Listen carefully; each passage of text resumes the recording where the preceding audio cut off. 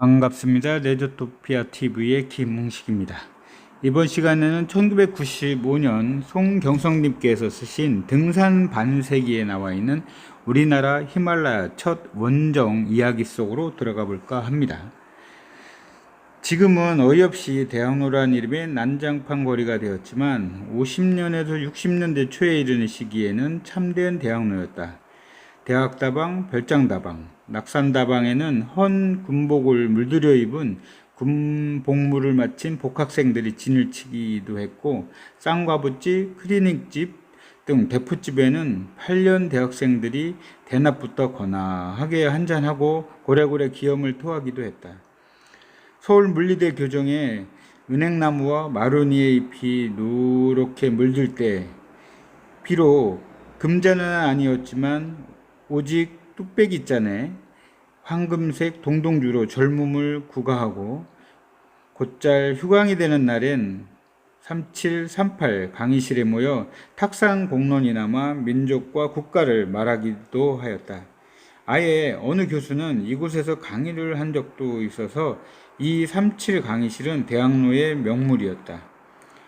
그 가을 서울 물리대 산악회는 첫 랜턴 파티를 황금색 낙엽이 깔린 물리대 교정에서 개최하였다. 말이 파티이지 쌍갑주집에서 받아온 탁주에 안주는 값싼 동태였다. 각자가 미군용 버너를 가져와 코펠에 매운탕을 끓이고 마로니에 낙엽, 은행나무, 그 봄에 향기로 왔던 라일락 가지에 자의를 둘러 원형의 구역을 지었다. 거기에 각자의 추억 어린 랜턴을 매달고 촛불을 켰다. 밤이 깊으면 그 촛불이 홍엽이 된 낙엽 가지를 반사하면서 문학소녀가 아니더라도 무엇인지 고뇌에 찬 낭만의 분위기를 한결 돋워 주었다. 랜턴은 졸업하는 산악회원이 이날을 기해 후배에게 물려주는 것이다. 그 랜턴이 산길을 비춰주며 오르던 뭇 산행 기록을 간직한 현장의 증거물일 뿐 아니라 후배에게 길을 열어준 따뜻한 불빛임을 다짐하는 것이다. 류홍렬 교수를 비롯 권영대 교수, 이숙령 교수, 민병태 교수 등도 참가했고, 고희성, 정영호, 홍순우, 그리고 창설 멤버인 필자, 엄규백, 김영윤, 이창기 등과 재학생들도 참석하였다. 오들또기, 개나리 고개 등의 산노래가 택배기 속에 엉킬 때는 자정 넘어 통행금지는 아랑곳 없이 정든 교정에서 밤샘을 하게 되는 것이다. 그때 필자는 등산백과를 집필하고 있었다. 어느 날인가 박철암 씨가 찾아왔다. 뜻밖의 방문에 적지 않이 놀랬지만 사랑방에 흐트러진 원고 뭉치를 치우고 앉아 히말라야 다올라길이 이봉을 목표로 준비 중이라는 이야기를 들었다. 소문에 김정섭 씨 등이 히말라야행을 계획하고 있다고 들었으나 대장으로 갈 당사자에게 직접 듣고 나니 놀랍기도 하고 장한 결심에 경의를 표할 뿐이었다. 그리고 며칠 후 문교부로부터 해외 등산 추천 협의회에 나와 달라는 통지를 받게 되었다. 그때까지는 아직 등산 부분에 해외 추천 규정이 확립되어 있지 않았다. 문교부의 LC는 5.16 직후 한국산악회 사회단체 등록을 이의 없이 받아주던 필자의 중학 동문이었다. 그 L 사무관의 말로는 경희대에서 다올라길이 이봉 원종 추천을 문교부에 요청해왔는데 산악회의 자문을 받아야겠다는 것이다. 모인 인사는 정인호를 비롯 변완철, 김정태, 이희성과 필자 등 5명이었다. 그때 제출된 서류 내용 중 이해하기 어려운 부분이 있었으나 어쨌든 우리나라에서 최초의 히말라야 행인 까닭에 한편 우려와 한편 격려의 심정이 교차하는 심의회의가 되었다. 무엇보다 대상산인 다올라길이 이봉 남면은 당시에는 남봉으로 알려졌고 히말라야 조산 지형의 특성상 남면은 북면보다 난이도가 심한데도 루트가 남면으로 되어 있었기 때문에 적잖이 걱정이 되었다. 한국산악회 등반위원회에서는 북미의 맥킨리를 기획하고도 몇 년이 걸렸으며 최초의 해외 진출에 신중함이 지나쳐 오히려 용단을 내리지 못하고 차일피일 논란만 하기도 하였는데 경희대 히말라야 결단은 큰 충격이 아닐 수 없었다. 다올라기리 산구는 일본의 가와기다 등반대가 시등한 보고가 있었고 일본 관서대학 교수로 남미 페루의 오산가대를 초등한 일본 산악회의 다케다요시 후미가 61년에 내한 산악회의 등산 장비 일부를 기증하는 모임에서 그 내용을 듣고 있던 터라 그들의 첫 기회가 적지 않게 자극적인 것이 사실이었다. 아무튼 5인 심의회에서 우리의 의견이 원정대의 추천에 가부의 영향을 주어서는 안 되며 성공을 위한 보완의 성격으로 하자고 결정하였다. 어찌된 셈인지 이들의 해외여행 추천은 일시 보류 아닌 주춤한 상태가 됐다가 62년 8월 4명이 장도에 오르게 되었다. 대장은 박철암, 대원은 김정섭, 송윤일, 주정극이었다. 이 원정은 비록 정찰에 그쳤으나 우리나라 히말라야의 첫 길을 트는 계기가 되었다. 해외 산악으로의 길은 비록 히말라야는 아니지만 1959년으로 거슬러 올라간다. 당시 조선일보의 주필이었던 홍종인 한국산악회 회장이 영국을 방문해서 53년도 영국 에베레스트 등반 대장이었던 존 헌트경을 만났다. 홍 회장은 귀국 후 영국에서는 신문사 주필의 직함보다는 산악회장의 직함이 더 유명인사 취급을 받아서 사회계 각층을 쉽게 만날 수 있었다는 일화를 들려주면서 산악회원들은 고무시키기도 하였다. 당시 독일에 유학 중이던 이은종 회원을 홍종인 회장이 주선하여 스위스 르젠 라우이 등산학교 20주년 기념행사에 파견하게 되었는데 이것이 알프스 등반과 정통적인 알피니즘의 현장을 직접 목격하는 계기가 되었다. 이 상세한 체험담은 한국산악회 연보 한국산악 1966년에 발간된 곳에 보고되어 있다. 그 후 산악회원들은 점차 새로운 장을 해외로 돌리기 시작 5.16 후 김정섭 등에 의해서 학행클럽의 대만 옥산 등반이 효시가 됐다. 김기환, 김정섭, 김덕성 등이 참가한 이 대만 옥산 등반에는 김기환의 9.4일생의 조난 구출 사건이 있었다. 이때 대만 산악협회의 연보에는 대만 산악의 이들의 등산 활동을 대서특필로 상세히 보도하면서 한국 산악인들의 알피니즘이 단순한 탑승 등반이 아님을 증명하기도 했다.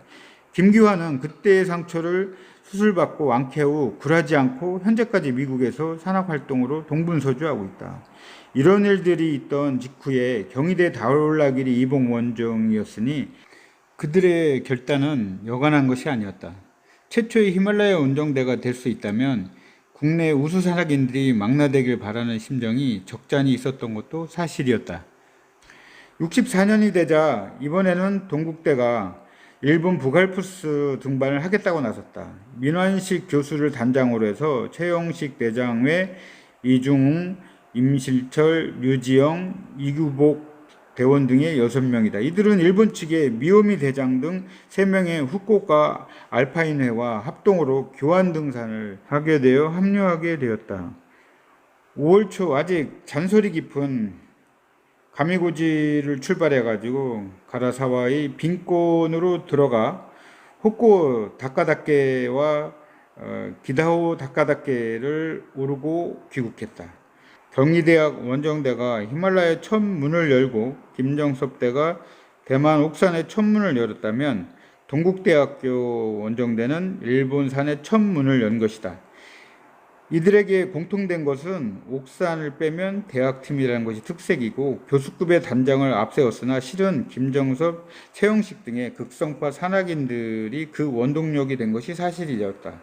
이미 고인이 된 이의성과 남궁기 그리고 필자는 당시 종로 체육당 2층에 히말라야, 맥킨리, 일본 북알프스 등의 개념을 그려놓고 저녁이면 모여서 국리를 했다.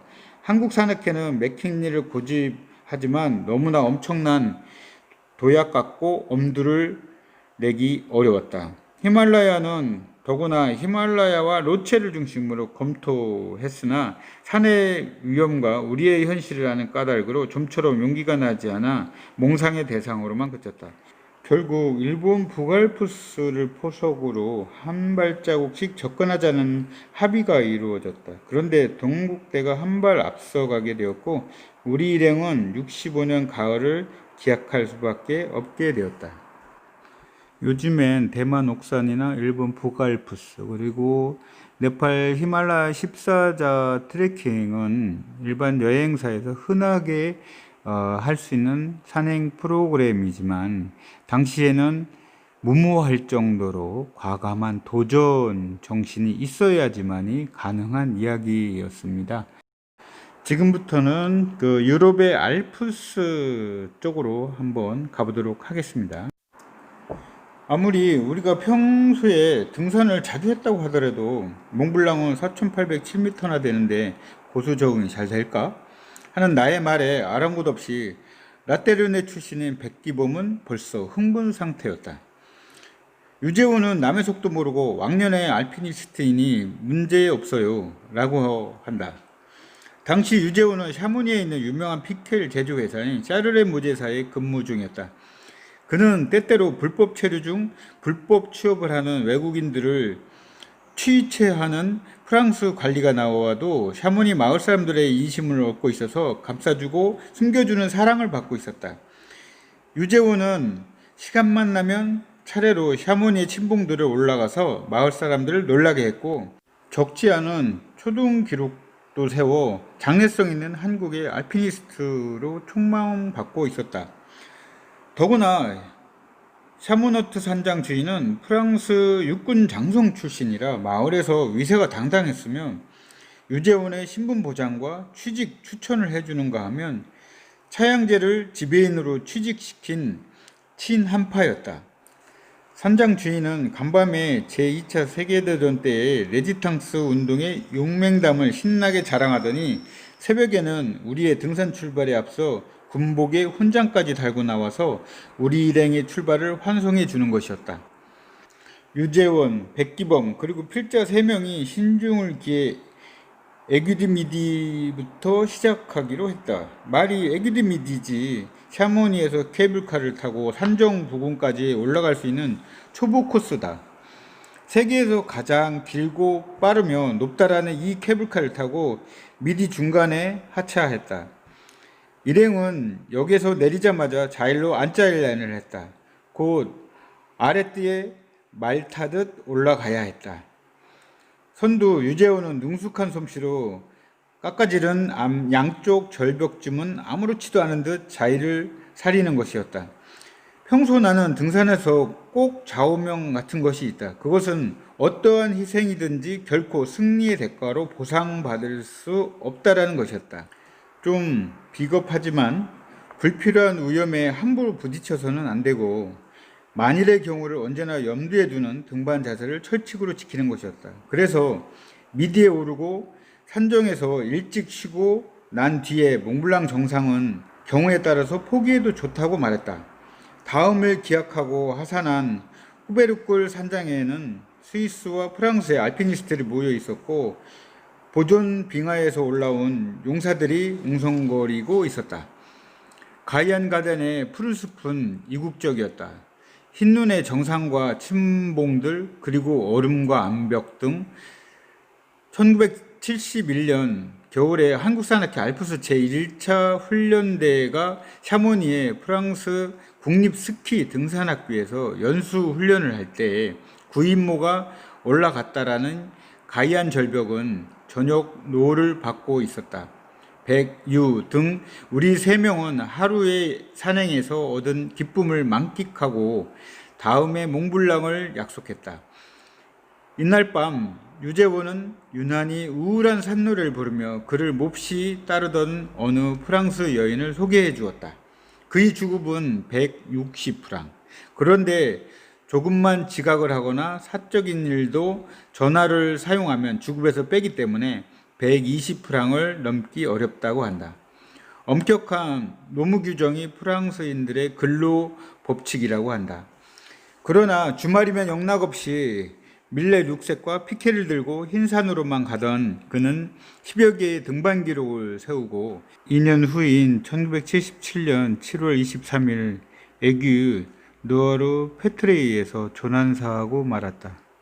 필자가 안나푸르나 정찰대를 조직할 때 유재원에게 같이 가자고 권하는 편지를 했더니 다시 없이 아름다운 샤모니의 침봉들을 뒤로 할 생각이 없고 가이드 자격증을 공식적으로 딸 때까지는 움직이지 않겠다라는 서신이 마지막이 될 줄이야. 당시 조선일보 신용석 주불특파원과 백기범 기자는 그의 여권 무효 상태를 구제하기 위해서 귀국하자마자 그의 신상을 조선일보에 대소특필하였다. 그 보람도 없이 그의 위에는 샤모니의 유서 깊은 가이드 묘지에서 영원한 잠을 자고 있는 것이다. 때마침 안광호, 최창민 등이 조난 현장을 수색해서 당시 상황을 수습할 수 있었고 또한 문남길 회원이 달려가서 유품 등을 정리하기도 했다. 불세출의 알피니스트 유재원은 독자였고 그의 부친은 육군 장성 출신이었다고 한다. 불굴의 도전 정신을 잊지 않으셨던 선배님들의 기억이 차츰 사라지기 전에 우리는 지금 어느 곳에서 어떤 도전을 하고 있는가 하는 생각을 할 수 있는 시간이 되었으면 합니다. 레드토피아 TV 시청해 주신 여러분들한테 감사 말씀드리겠습니다. 감사합니다.